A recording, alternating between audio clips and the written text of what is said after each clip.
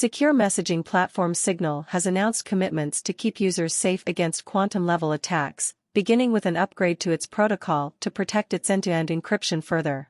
In an update, Signal CTO Aaron Kret said the layer of protection would protect against the threat of a quantum computer being built in the future that is powerful enough to break current encryption standards.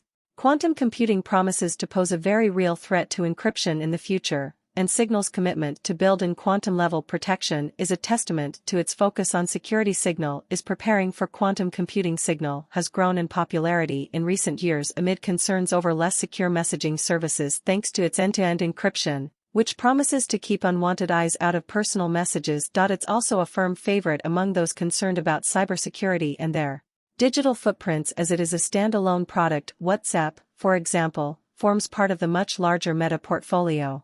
While quantum computing is far from a global reality, it does pose the very real threat of solving problems much more quickly than classical computing, meaning it could crack encryption keys in a comparably short space of time.